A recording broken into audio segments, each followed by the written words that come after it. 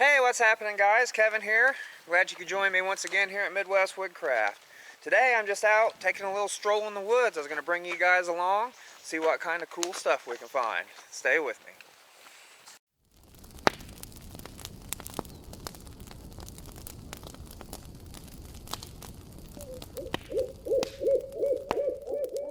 Alright, we're coming up on an area now that I always keep an eye out for chicken of the woods.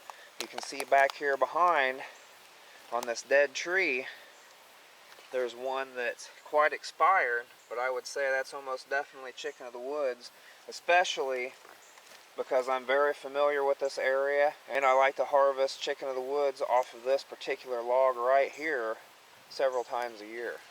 So it's kind of nice to see it spread back there. I've never seen one sprout there on that dead tree back there, so that's awesome. That's good to see. Okay, so through these plants here we have some trillium. I'm not exactly sure which one that is, but I do know it's a trillium. We have some garlic mustard here. This is an invasive species, but it is very tasty as an herb too. I've taken and dried that and put it on my food before. You can put it in your salad, kind of garnish your salads with it. It has a light garlicky flavor, so it's a really good pot herb. Some more trillium here, and then over here we have some wood nettle, and this is a very nutritious edible. It is a little formidable because it does have the stingers, and if you get those on your skin you're going to get a rash. Each one of those little barbs there are like a little hypodermic needle that'll inject a histamine into your skin and give you a reaction. Now that reaction is going to differ between different people. I myself get it and it just is on there a couple minutes and it kind of goes away, but I do know people that will suffer from it and be miserable a couple days. Now this is a really good edible, like I was saying, very nutritious. I'm not exactly sure of the vitamin and nutrient content of this, but I do know it's very good for you, as is its close cousin, the stinging nettle. I do prefer the wood nettle in taste. It tastes kind of like a strong spinach. It don't have near as strong of a flavor as the stinging nettle. Now, I do like both, but this one's pretty good. Always do your research before you eat anything though. Make sure you're dealing with the right plant and make sure you're preparing it in the right way. You always also want to look out for any kind of complications with any medications that you might take or anything like that. So just like anything, you always got to do your due diligence, make sure you're being safe. Now back in this area is another place that I have always looked out for chicken of the woods. Not likely I'm going to find any right now, but there's a lot of it right in this area. And in the past, several years ago, I actually seeded this area, some dead trunks and stumps and things like that. So now being back around, I'm kind of interested to see this fall what happens out here. This area of the park is full of sugar maple. We got a few basswoods, a few cherry, a few oak around, but a lot of sugar maple. My good buddy John Dosh would love this area. He makes the amazing maple syrup every spring, late winter, early spring. We always enjoy that. Over here we have an American basswood. That tree can also be tapped. I've read varying accounts as far as the sugar content and things like that, but you could use it for drinking water, tap it for a water source. It also has edible cambium layer, edible bark, it's got edible leaves. Pretty much every part of this tree is edible. It just depends on whether it's palatable or not. It also can be used as it's a great wood for friction fire, for bow drill, for hearthboard, for hand drill. The inner bark's great cordage, it's great tinder. So the basswood tree, you can find them by their kind of serrated heart-shaped leaves there. A really good resource. We've gotten quite a bit of rain here in central Illinois lately, a lot of thunderstorms, a lot of heavy showers, so this creek is normally pretty low. It's usually pretty easy to cross, but it's raised it up quite a bit. So Surprised it's not a lot more muddy out here than what it is. It's actually not too bad getting around. And as we can see by the tracks up along the creek here, we have some animal sign. We have our good buddy the raccoon's been up here playing around. Looks like a pretty good size one too. I imagine there's quite a few of those out here. That's another resource. A lot of people will tell you how nasty raccoon is. Well, I've eaten it quite a bit, and I can tell you, if you do it right, raccoon's pretty darn good. Right here we have some Impatiens capensis, good old jewelweed. You can see it's growing right up next to some wood nettle. Now this jewelweed is very famous for being a remedy, a good preventative, and a kind of a treatment for poison ivy, along with a lot of other skin ailments. It's good for eczema, psoriasis, bug bites, just about anything that's affecting your skin. This stuff is good for, this jewelweed. It's also called touch me not. It'll develop a kind of like a tiger-like flower, an orange spotted flower, kind of looks striped or spotted, and the seed pods, when you touch those, they kind of explode and the seeds will go flying everywhere. My kids love these things. You find big patches of them down along the creek, and later in the summer it's a lot of fun. But I was kind of pointing out the fact that it's growing up alongside this wood nettle. It would also help remedy if you got into this nettle and was experiencing a reaction from that wood nettle. You could take this jewelweed here, which is right next to it, and do something about it. So got the cause and the cure right there. Right over here next to the jewelweed we have some violet or viola. Doesn't have any flowers on it right now, but this is another good edible, high in vitamins and minerals. In moderation, most of these plants are pretty good for you. You just got to know what you're doing. Here we have some Virginia creeper. This is confused a lot with poison ivy. You can see this has the 5 leaves. It is a vine and it'll grow up along trees and buildings a lot like poison ivy does.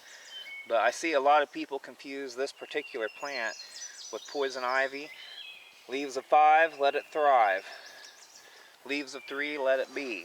So poison ivy is going to have 3 leaves. I recommend that if you don't know what it is, stay the heck away from it anyway. I do know several people who react to this Virginia creeper if they get into it. They get a pretty severe rash. So a lot of that all just depends on the person. I can touch it, mess around with it all day long, nothing happens. But I do have friends that get in a reaction from it. So just got to be careful. Just a beautiful day. It's cloudy and overcast. We haven't gotten any rain today for the first day in a while. And it's just a really nice day out here. Probably mid-50s, low 60s or so. Oh, look, hackberry tree. Over here we have a hackberry tree. You can see by the distinct bark.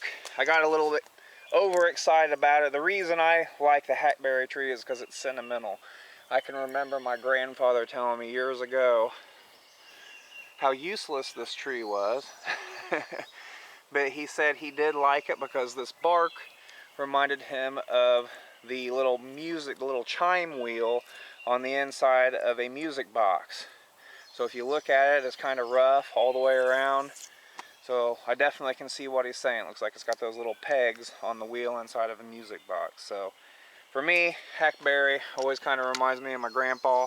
It does get some edible berries on there, so it's not totally useless. However, they are mostly seed. You don't get a whole lot of fruit actually on the berry, but they don't taste too bad. So if you get lucky enough to try them out, go ahead and try them out. You just need a ton of them to do anything. The really great thing about this tree is birds and small mammals like those berries as well, so this is a tree that you could look out for, maybe to provide some meat from a small mammal or a bird or something like that. Okay, here we have cleavers, Galium aparine. This is another really good one. It's a relative to the coffee plant. I don't know if you can see the hooks along the stalk and on the bottom of the leaves there. The lighting might not be too great, but what that'll do is, like over here, it will attach itself to another plant because it kind of just grows these runners, and they kind of go along the ground until they find something that them little Velcro hooks can grab a hold of. This is Spider-Man weed, man, I'm telling you. And it will latch onto these other plants, and then grow upwards, allowing itself to get up off the floor. It's really good for a lot of intestinal issues. So this is another really good one to do some research on. There's a video on Midwest Woodcraft where we go over this one in a little more detail. A lot of great uses for this one. It's also a member of the bedstraw family. So people would stuff their browse bags and their mattresses and stuff with this to make a nice mattress. It's a member of the mint family. It has the square stalk. So a lot of cool info out there on cleavers. Go check that out. Here we have a stand of garlic mustard. This is down lower in the park. You can see how it clumps together. Now this garlic mustard is heavily invasive. I do believe it is a native of Asia. So what this does is it actually releases a compound into the soil that makes it to where only certain other plants can grow around it. And that kind of kills all of the native plants off because they're not used to this compound, and it clears out the ground for fellow garlic mustard to come up. Now I do like this plant. Like I said, it's very useful. It has a very nice flavor to it, very nice smell. If you take it and kind of crush the leaves up and smell it. If it was smell-o-vision, here, try it. You can try. Here. No? Well, anyway, if you could smell it, it would be kind of a faint garlicky taste. So, or smell, sorry. It also leaves the same taste in your food. So I've used this a lot to season my food when I'm out in the woods. You can find this everywhere, at least in the Midwest. You go along the road, especially when it's flowering, it gets white flowers and you just see it everywhere. So it looks like it's already past the seeding stage. So it's already dropped its seeds for next year, unfortunately. I'm probably going to take a few minutes and pull a bunch of these out.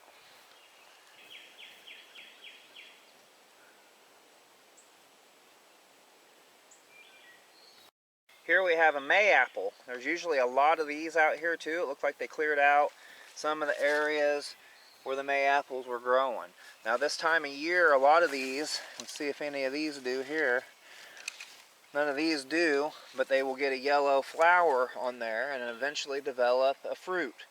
That fruit's edible, but only at certain times once it's ripe. You got to be very, very careful with this plant, just like any other plant. Always make sure you study. You don't just take some dumb redneck's word for it on YouTube. You always make sure and study on your own, and make sure anything that you're using for medicinal or edible use is what you're intending to use.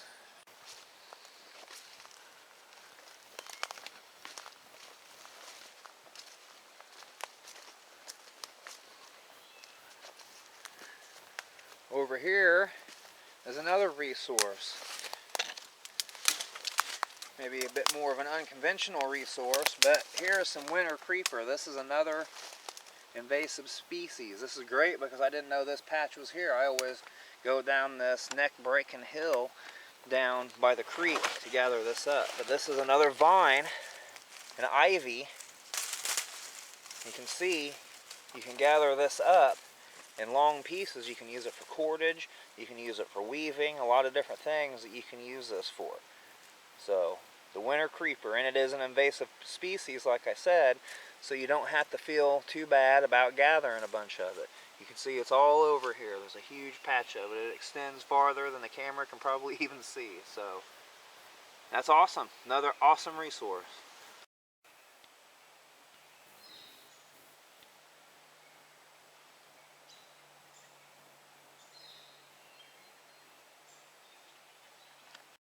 Well, as we all know, when you're out and about, you're going to run into things like this. You're going to find these little areas where people just kind of throw their garbage around.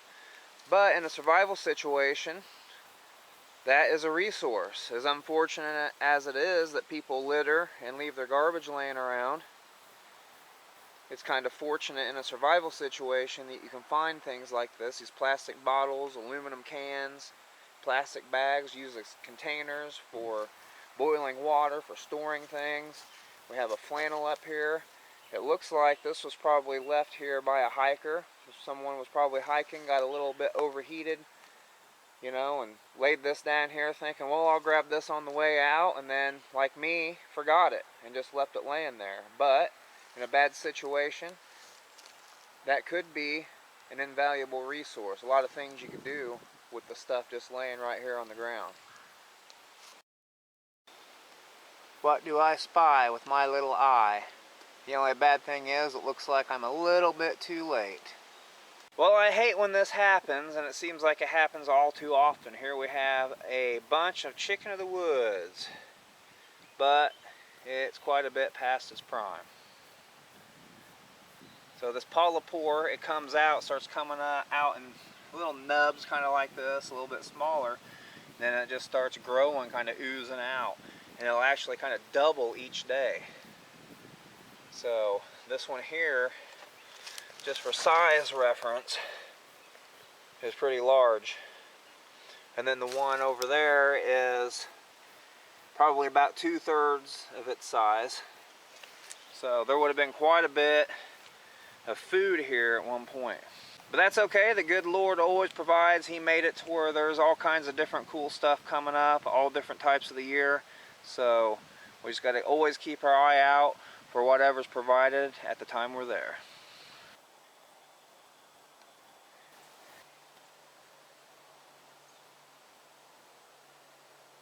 I don't know if you can see it, but we got a wascally wabbit up here. Alright, we come out into a clearing and we got all kinds of goodies. We have some wood sorrel, Oxalis stricta. This is really good stuff. Call it lemongrass. Has a real sharp, kind of sour taste. It can be used to season food. I like it on fish and on chicken. It's really good. It has that lemon flavor. Gives a little bit of zest. It's zesty, that's what it is. Normally this will have a yellow flower on here. And it's kind of like touch me not. It'll get a seed pod. If you touch that seed pod, if it's ripe, they'll explode and the seeds will go flying through the air. This is high in vitamin C. It was used to treat scurvy. It's used to treat fevers because if you make a tea of this, it will actually cool you down. I do believe it's diuretic. So a lot of good uses for this oxalis. The bad thing about it is it has oxalic acid, which will inhibit your body's ability to absorb calcium. So if you eat too much of this, like a lot of things in nature, moderation is the key. If you eat too much, it will upset your little tummy. Here we have some creeping Charlie, a member of the mint family. This is another edible, medicinal. A lot of good uses for it. There's a video here on Midwest Woodcraft in our Midwest Weedcraft series where we talk quite a bit about creeping Charlie, so go check that out. Up next we have a member of the plantain family. This one here is actually native to North America. This is Plantago rugelii, the Rugel's plantain, also known as pale plantain, as you can see by the pale green leaves here, or black seeded plantain. Quite a few different names for it. I differentiate this between broadleaf, between this and broadleaf, excuse me, plantain by the purple bases of the stems there. The Plantago major or broadleaf plantain will have a green base. This has a purple base. And here we have a big old honkin' dandelion. It's missing the trademark yellow flower, but you can see the seed head there. The flower's long gone, but the seeds remain, and eventually those will get dispersed by the wind or insects or birds. This one's got some pretty large leaves on it. These are very, very nutritious, but they're diuretic.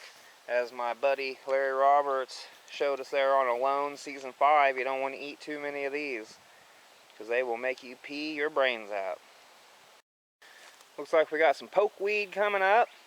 Now, I'm not an expert on pokeweed. I do know you can make salad out of leaves certain times of the year, but that is kind of a delicate operation. As with a lot of things in edible plants, you definitely got to be careful and make sure you do your research on that one.